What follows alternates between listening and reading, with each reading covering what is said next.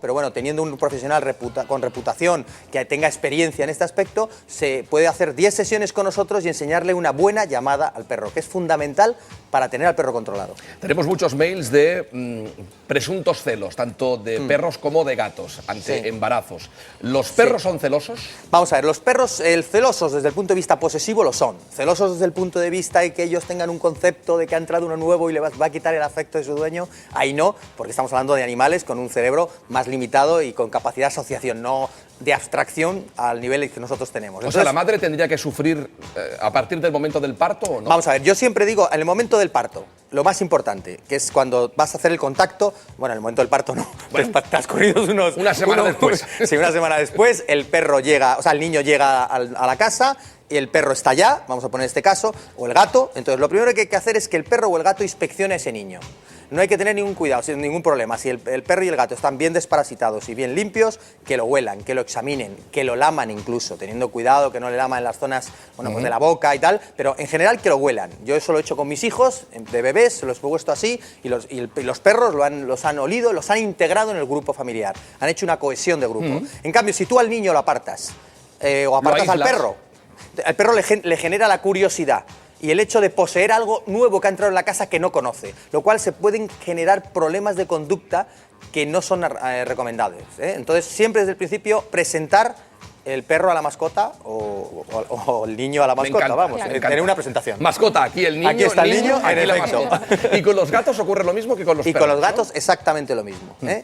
¿Y durante el embarazo es posible que cambie alguna actitud? Porque tenemos algún mail que nos pregunta esto. Estoy embarazada de 37 semanas y aunque la actitud hacia la gata creo que no ha cambiado, parece que el comportamiento ya no es el mismo. No, eso puede ser o bien una sugestión por parte de esta mujer, de esta madre en este caso, o simplemente que ella no se dé cuenta que su comportamiento ha cambiado, porque evidentemente una mujer cuando está embarazada pues sufre unos trastornos hormonales, digamos, que le llevan a tener, yo conozco algunas personas que rechazan al animal de compañía durante el embarazo, al que han tenido toda su vida. ¿Ah, sí? Producen, sí, trastornos, rechazos, que tienen un origen hormonal y que los médicos lo conocen y los psicólogos también, y bueno, no hay que alterarse demasiado, pero evidentemente ha podido cambiar su comportamiento. Y eso es lo que acusa la gata. Si a la gata todos los días se la acaricia, a la gata se le hace caso y de repente se la deja de acariciar o se la deja más tiempo sola, el comportamiento de la gata cambia. Claro, y a veces no nos damos cuenta. Y no nos damos cuenta. No nos damos cuenta.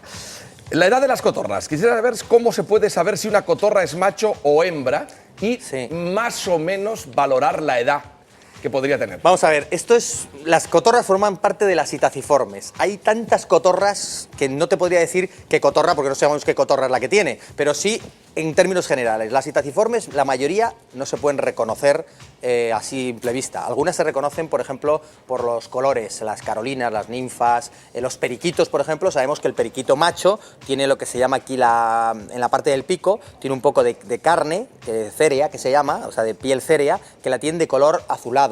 Entonces es el macho y la hembra no lo tiene, pero ojo porque los pollos, es decir, hasta que no han tenido la primera muda, tampoco se diferencian. Luego, por ejemplo, los guacamayos hay que sexarlos con análisis de ADN, con pruebas de sangre, es decir, es muy complicado saber el sexo. En algunas especies sí, por ejemplo, el Eclectus tiene el color verde del macho y el color rojo la hembra.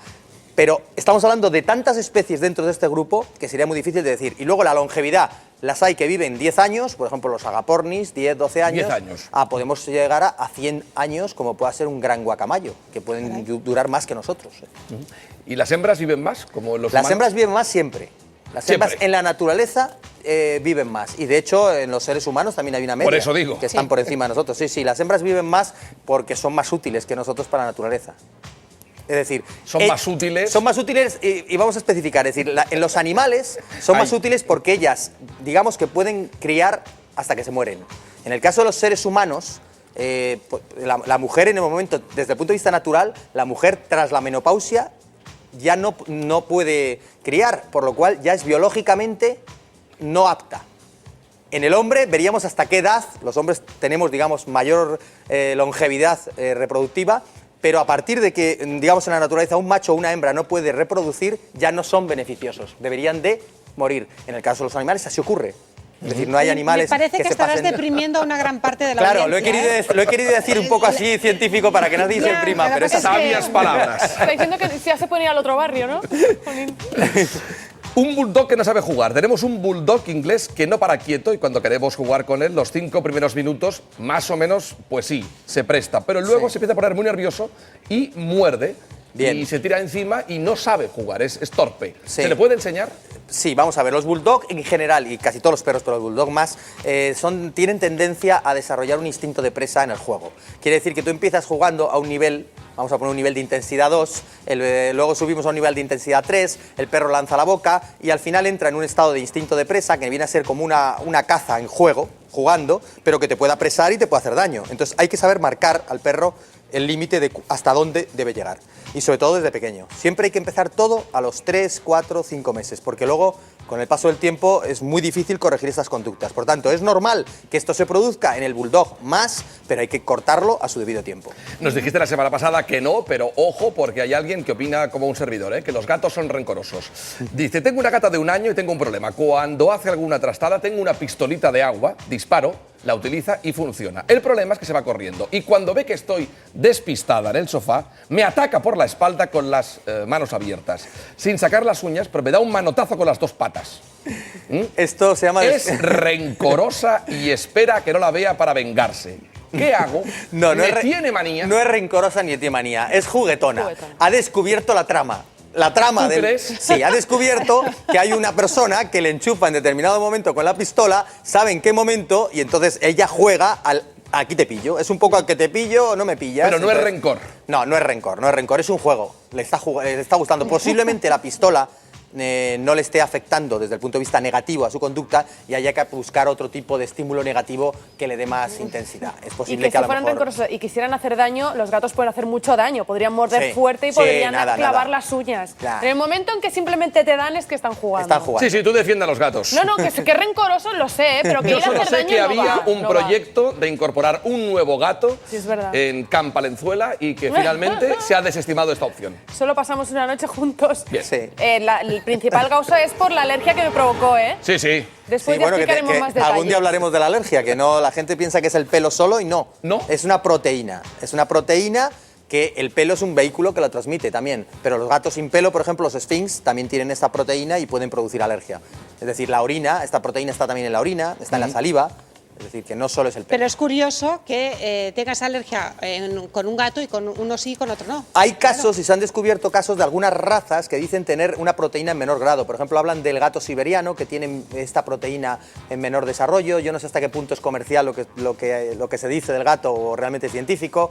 Y luego también hay gatos que sí, que se pueden tener menos niveles de proteína de esta sustancia, ¿no? Entonces es la que origina que tú tengas una reacción alérgica, ¿no?